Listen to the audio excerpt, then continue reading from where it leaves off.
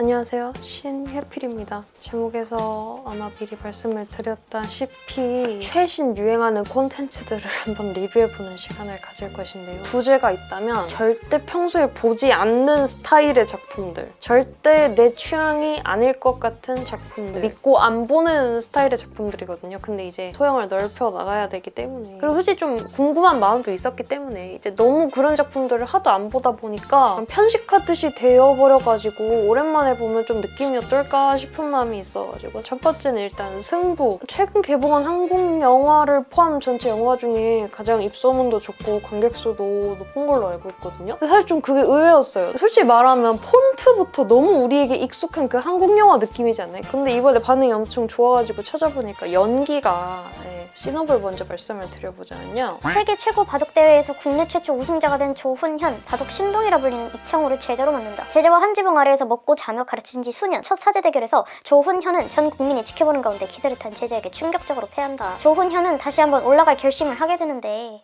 네, 이런 영화고요. 사실 포스터에는 이병헌 씨만 단독으로 나와 있는데 이게 어떻게 보면 거의 이병헌 씨, 유아인 씨 투톱의 작품이잖아요. 근데 유아인 씨가 이상한 짓거리를 해가지고 예고편에서부터 그냥 싹 다 잘려가지고 조훈현 씨, 이창호 씨 다 실존 인물이더라고요. 그래서 이 영화에서 그리는 사제 대결이라든지 이 캐릭터의 관계성도 정말 실제로 있었던 일인 것 같아요. 많은 분들이 이 영화의 어떤 포인트를 연기로 들었어요. 두 배우의 뭐 숨막히는 연기, 그리고 이제 그 실존 인물의 어떤 그런 거를 구현해낸 뭐 이런 거를 많이 들었는데, 그래서 저도 약간 그 부분에 조금 더 초점을 두고 봐야겠다 생각을 했거든요. 저는 생각보다 막 그렇게 뭔가 막 또 특별하진 않았어요. 물론 연기가 훌륭하긴 하지만 이병헌 배우나 유아인 배우의 전체 필모를 싹 훑어봤을 때 기억에 남지는 않을 것 같다라고 저는 감히 생각을. 그 이 영화에서 딱히 저는 그것만이 막 가장 큰 관람 포인트도 아니라고 생각이 들었고, 그래서 저는 사실 이 영화를 볼 때 연기보다는 전체적인 어떤 스토리 구성이 더 인상이 깊었던 것 같은데, 이거 완전 그냥 성장물이던데? 근데 웃긴 게 성장이라는 게 보통은 스승과 제자라고 했을 때는 제자가 성장을 하는 게 이제 일반적인데, 이 영화에서는 스승의 성장이 조금 더 주로 그려지는 것이 특이 포인트가 아닐까 싶습니다. 그래서 저는 비슷한 영화로 여기 로버트 드니로 나오는 인턴이 떠올랐거든요. 근데 딱 봐봐요. 로버트 드니로는 연세가 이렇게 많은데 인턴이고, 앤 해서웨이는 뭔가 되게 창창한 그냥 젊은 사람 같은데 사장이래. 승부에서는 조훈현이 스승이고 이창호가 제자잖아요. 이거를 인턴으로 이제 치환을 해봤을 때 조훈현이 앤 해서웨이고 이창호가 로버트 드니로거든요. 뭔가 서열상으로 느낌이 좀 이상하긴 한데 이게 딱 그냥 이렇게 매치가 돼요. 뭔가 공수가 이렇게 매치가 돼. 조훈현 캐릭터 이미 어깨 탑이고 막 신화로 불리고 인기 짱이고 뭐 바둑에 대해 진짜 진심인 사람인데, 자기가 너무 잘났기 때문에 다른 사람을 공감하지 못하는 모습도 보이고 좀 약간 시건방진 느낌도 있고 막 그렇기 때문에 솔직히 전혀 위협이 될 거라고 생각 못했던 제자에게 말린 다음에 되게 멘탈이 무너지는 모습을 보이다가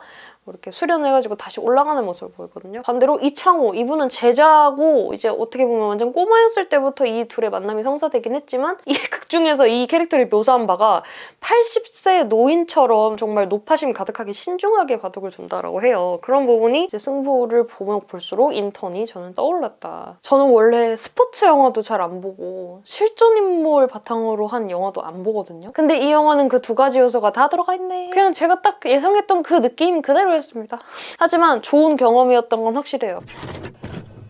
네, 두 번째 작품은 드라마인데요. 싹 속았수다를 제가 봤습니다. 사실 다 끝까지 못 봤고요. 저는 남들이 막 시작할 때 다 재밌다고 난리 나고 쇼츠로 이제 양산할 때는 진짜 이 악물고 안 보다가 결국 백기를 들고 그제서야 챙겨보기 시작해가지고 지금은 한 4화 정도 남겨놨는데, 그러니까 이 드라마도 정말 딱 봐도 제 취향이 아니거든요. 근데도 약간 너무 사람들이 재밌다, 이거 진짜 최고의 한국 드라마다 뭐 이런 식으로 하는 말까지 있어가지고 궁금해서 한번 보게 됐습니다. 네, 시놉시스도 이번에 말씀을 한번 드려보자면, 강차고 야무진 소녀와 우직하고 헌신적인 소년, 제주 바닷가 작은 마을에서 한 뼘씩 자라온 두 사람의 인생은 어디로 향할까? 넘어지고 좌절해도 다시 일어서며 세월을 뛰어넘어 피어나는 사랑 이야기. 사실 이 드라마는 이제 오픈되기 전부터 넷플릭스에서 하도 홍보를 해가지고 저도 존재는 알고 있었어요. 그리고 아이유 씨, 박보검 씨가 뭔가 과거 시절 배경으로 연인으로 나온다고 하니까 조금 흥미가 당연히 돋았었고, 하지만 저는 이 드라마의 포스터만 봐도 알 수 있었던 거예요.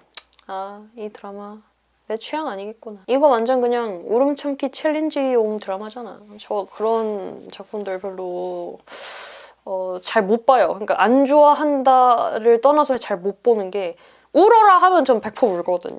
그래가지고 이거 딱 봐도 울으라고 만든 드라마고 그래서 아무리 사람들이 재밌다고 해도 나는 절대 보지 않겠다라고 마음을 먹었으나 어떻게 이렇게 되어버렸고 그러면서 한편으로 제가 왜 그렇게 울으라고 하는 작품들을 안 좋아하는지도 한번 생각을 해봤거든요. 그러니까 단순히 이 사람들이 울으라고 한 포인트에 우는 게 너무 분해서 그런 것들도 있지만 그 울어야 되는 감정까지 도달하는 데까지 그 마음이 너무 고생을 한달까? 그러니까 그냥 제 인생 자체도 이미 너무 버겁고 빡센데 굳이 남의 힘든 이야기를 또 내가 간접 경험을 해가지고 이 고단한 삶에 또 고단함을 플러스를 해야 되나라는 약간 뭔가 이상한 피해의식이 있어요. 단순히 스토리를 스토리로만 보지 못하고 이거 너무 현대인으로서 지쳐서 그러는 건가요? 좀 말하고 나니까 조금 이상한데 아무튼 그래서 좀 안 보고 싶었던 게 있었는데 이 드라마를 쭉 보니까 이 드라마의 최대 장점이 저는 이거라고 생각하거든요. 전개가 엄청 빨라요. 한 1화 시작한 지 한 10분, 20분부터 눈물을 뽑고 시작하는데 우리가 어떤 인물에 대해서 어느 정도 친밀함을 느끼고 그들의 인생에 공감하고 적응하기 위해서 이제까지 드라마들은 조금 더 빌드업을 탄탄하게 하잖아요. 근데 이 드라마는 그런 식의 전개를 되게 압축해가지고 되게 야무지게 꾸려놨어요. 근데 그 과정에서 정말 소름 돋을 정도로 보편적인 감성을 활용을 하거든요. 그렇게 특이할 건 없는 느낌? 보편적인 느낌? 아니면 우리가 다른 콘텐츠들에서 이미 좀 겪어왔던 이야기들이라서 자칫하면 되게 진부해질 수도 있는데 배우들이 연기를 되게 맛깔지게 구성지게 하고 그리고 그 전개를 되게 압축해가지고 나레이션과 같이 엮어서 담아주니까 뭔가 그 장면을 갑자기 얘네 왜 이러지? 라는 틈도 없이 그냥 빠져버리게 되면서 같이 눈물을 흘리게 되는 것 같아요. 제 취향이 아니라는 부분이 또 여기서 약간 짚고 넘어가자면 전 조금 약간 마음 준비를 해야 볼 수 있는 작품을 좋아하거든요. 흔히 말하면 되게 빡센 장르물, 뭐 호러, 오컬트, 아니면 뭐 드라마, 스릴러, 뭐 로맨스나 드라마라고 해도 진짜 뭔가 정말 극적인 상황에 처해 있는 그런 거에 진짜 흠뻑 빠질 수 있는 작품을 좋아하는데 이 드라마는 정말 밥 먹으면서 봐도 괜찮을 정도로 뭔가 접근성이 좀 좋다고 해야 되나? 쉽게 만들어진, 쉽게 볼 만한 작품은 아닌데 그냥 뭔가 너무 일상적인 느낌으로 그려지다 보니까 그런 식으로 저같이 과몰입 러도 조금 마음 놓고 볼 수 있는 작품인 것 같아요. 그런 부분이기 때문에 제 취향은 아닌 것 같지만 그런 부분이 이 드라마의 가장 큰 장점이 아닐까 싶다. 그리고 이 드라마의 가장 큰 장점, 제가 생각하는 가장 큰 장점은 바로 이건 좀 개인적인 얘기긴 한데 부모님과 함께 이야기를 나눌 수 있는 좋은 수단이 된다는 것인데요. 이게 사실 어떻게 보면 미디어의 힘이잖아요. 어떤 힐링물, 드라마물에서는 소비자층에게 그런 식으로 뭔가 감흥을 불러일으키는 것도 굉장히 큰 장점이자 기능이자 역할이지 않나 싶기 때문에 그것이 응당마땅 고돌이가 아니겠습니까?